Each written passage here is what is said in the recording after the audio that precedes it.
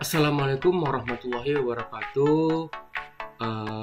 Di sini bersama saya Muhammad Khaybar Putra Aditya.com. Nah, dalam video ini saya akan menjelaskan ya tentang lanjutan mata kuliah kita desain grafis, yaitu tentang implementasi dari desain grafis. Nah, di sini kita akan membahas ya pengimplementasian dari desain grafis itu, baik itu kita akan membahas proses dan aspek, terus seni dalam desain grafis, kategori dalam desain grafis, dan software apa sih yang ada dalam desain grafis itu.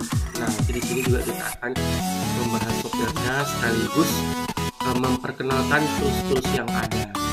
Baik, langsung saja ya kita lanjut. Nah, dalam proses dan aspek desain grafis, yaitu bagaimana memperhitungkan aspek fungsi baik estetik dan berbagai macam aspek lainnya yang biasanya datanya didapat dari riset, pemikiran, brainstorming maupun dari desain yang sudah ada sebelumnya.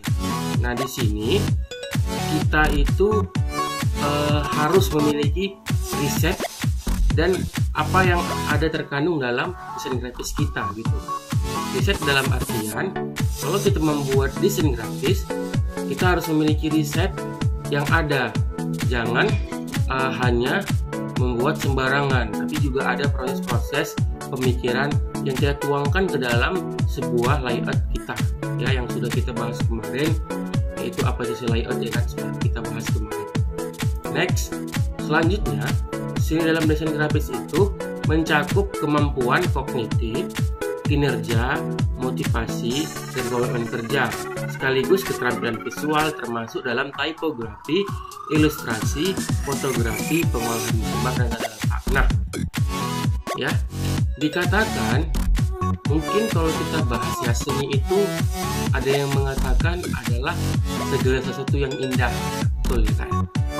Nah, kalau berbicara tentang seni ya kan, pasti kalian juga tahu lah tentang seni abstrak itu apa ya kan.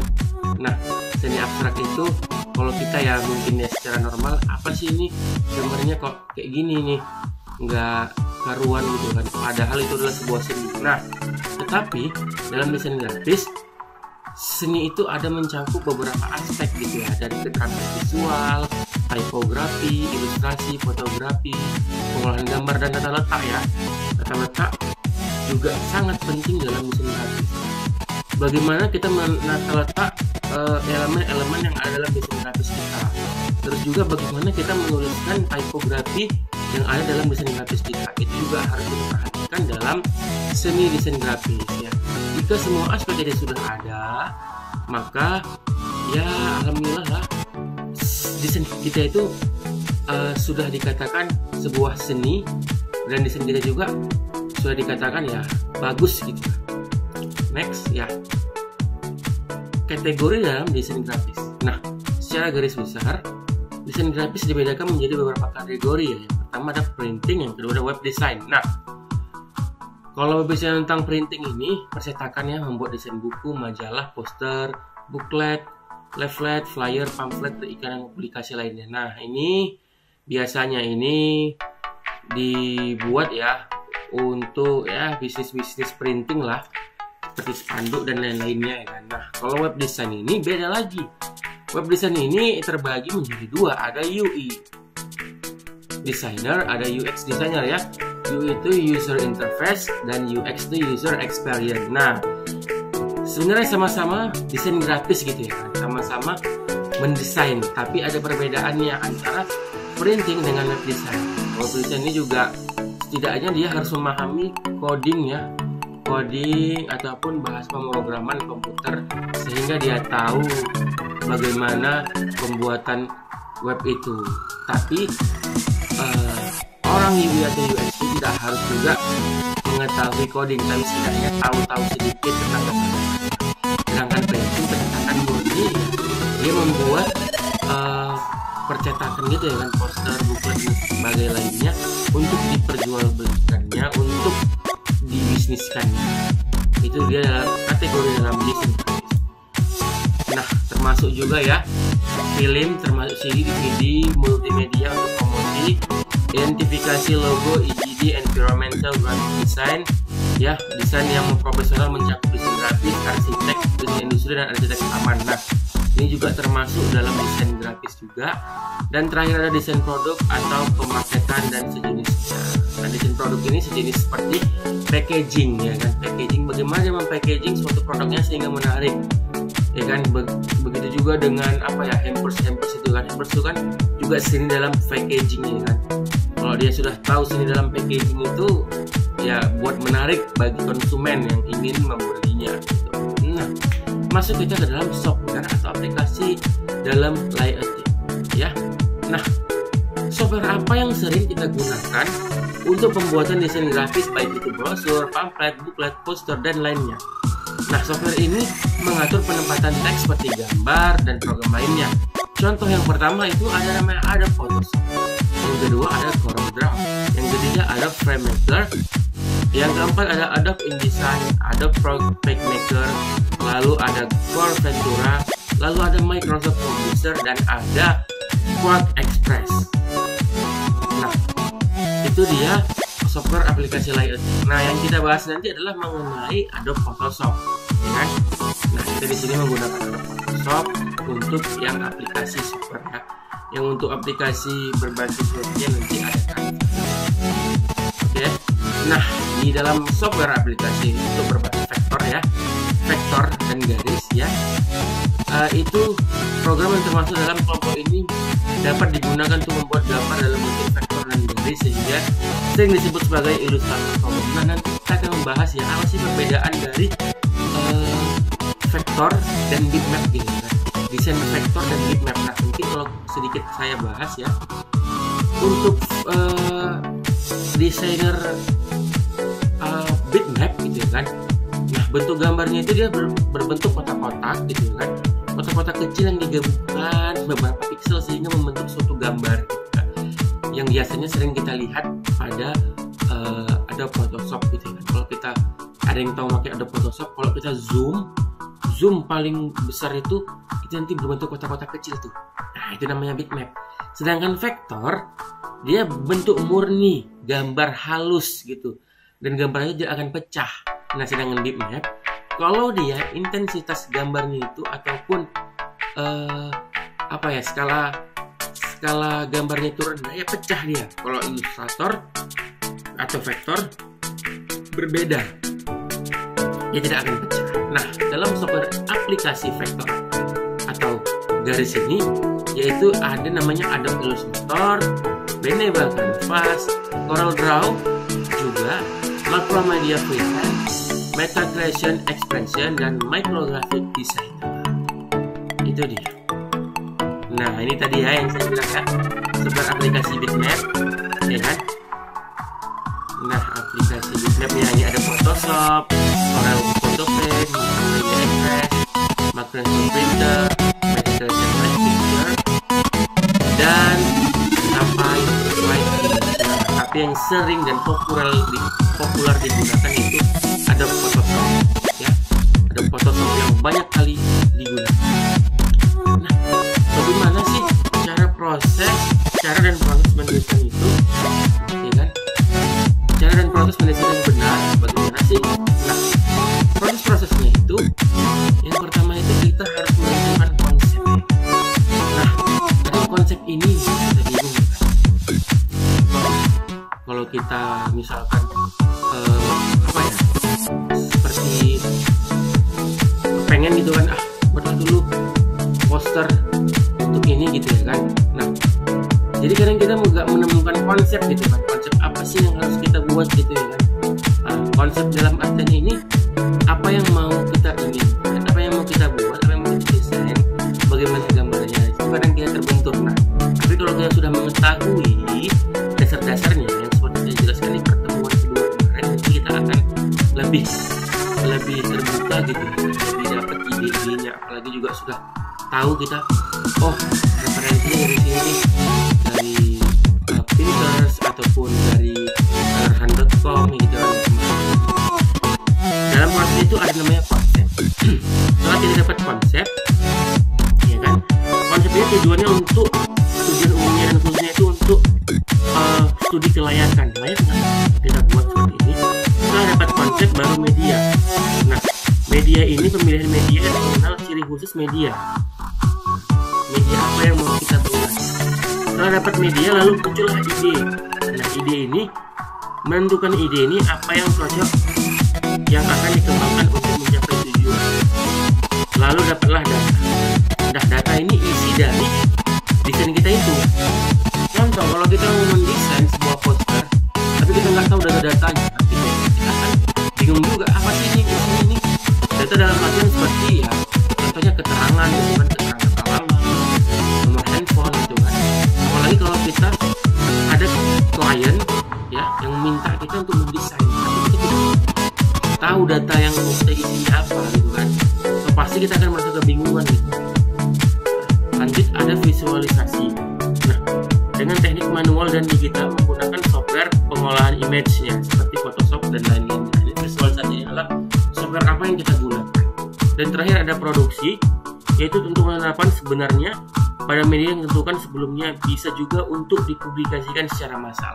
Nah, setelah didesain menggunakan software tadi, lalu kita produksi, lalu kita publikasi, gitu kan. Ya, sebarkan ke media bahwasanya desain kita udah jadi, gitu kan. Apalagi kalau klien minta udah pas ya kita posting, gitu juga nggak masalah gitu. Itulah dalam proses perancangan desain grafis. Nah, sedangkan komponen dalam desain grafis itu ada garis, line, ya, ada shape, ya, shape itu bentuk, baik itu bentuknya rectangle, baik itu bentuknya oval, baik itu bentuknya triangle dan sebagainya. Lalu ada warna, tekstur cahaya, ada ilustrasi, ada huruf atau tipografi, dan ada ruang atau space. Ini sudah saya jelaskan kemarin.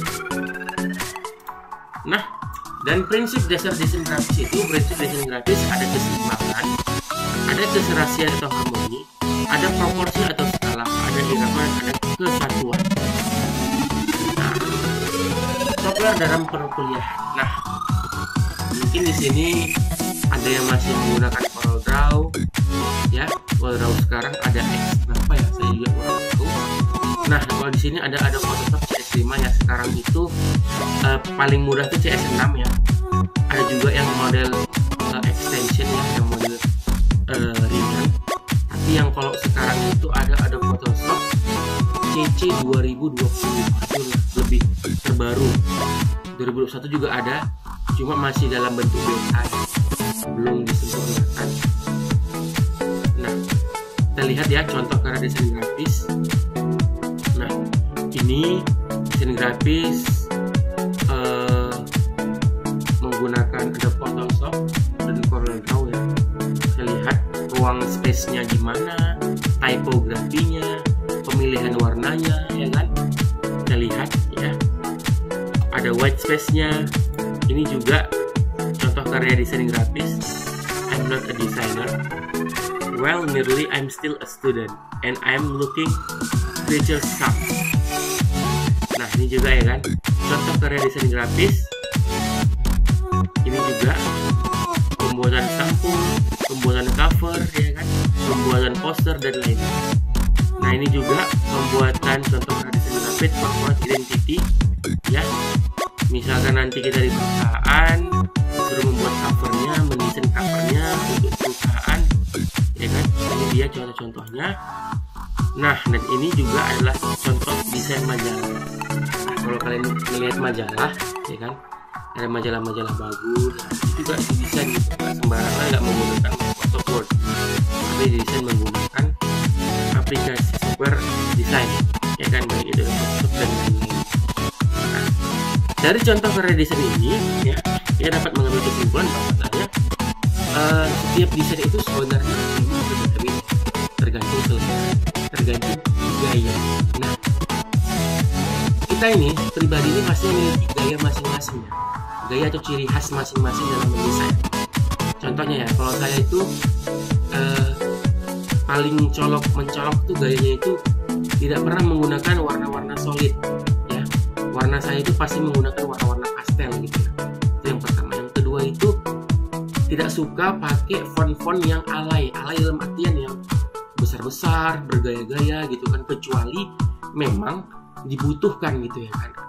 Tapi kalau misalkan untuk membuat poster-poster biasa, pengumuman biasa, flyer biasa, ya pakai font-font yang memang font yang sesuai, tidak mau font-font yang alay yang paling mencolok gitu. Yang ketiga, nah untuk gambar ya kan, saya itu lebih suka gambar vektor ketimbang gambar-gambar yang bitmap gitu ya kan. Gambar-gambar vektor, kadang contoh nih, saya mau ngambil anak ya kan, membuat flyer tentang sekolah TK, pembukaan sekolah TK, kan bisa aja tuh menggunakan gambar anak gitu kan, anak kecil gitu kan, cari aja di Google gambar anak kecil PNG. Tapi kadang saya nggak salah pakai anak kecil gambar asli gitu, mending yang vektor aja. Saya cari tuh gambar vektor atau kartun gitu, lebih menarik di situ ketimbang menggunakan gambar-gambar bitmap. Oke, nah di sini ya kan sudah selesai ya. Thank you, terima kasih. Nah di sini di pertemuan ketiga ini saya ingin memberikan tugas kepada kalian.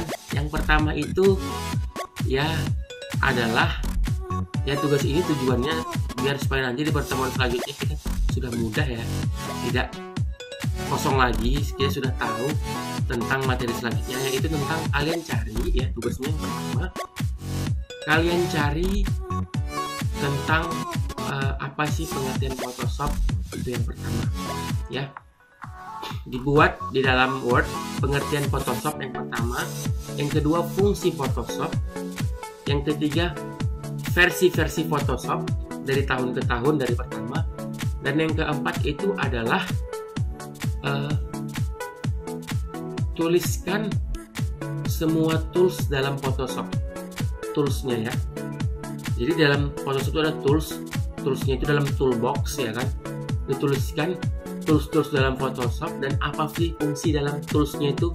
Contoh ada namanya contoh, inilah saya contohkan. Nah yang pertama itu ada namanya Move Tool ya. Dalam Move Tool ini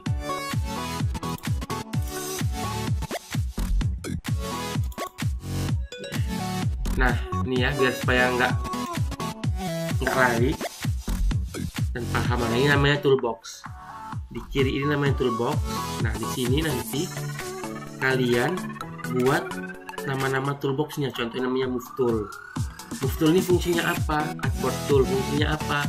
Terus ada bagian Rectangle Marquee Tool, itu fungsinya apa? Elliptical Marquee Tool, itu fungsinya apa? Seperti itu ya dalam toolbox ini. Oke, mungkin pada sudah paham ya semua tentang tugasnya ya, dibuat di dalam Word ya, terus dibuat namanya, terus dibuat nama dan kelasnya ya kan, terus nama nim kelas itu sama prodi mana, fokus pada itu ya. Oke, mungkin cukup sekian ya penjelasan saya kali ini. Nah semoga apa yang saya jelaskan dapat bermanfaat untuk kita semua ya. Sekali lagi terima kasih atas perhatiannya, dan kepada Allah saya mohon ampun. Billahi taufiq wal hidayah. Assalamualaikum warahmatullahi wabarakatuh.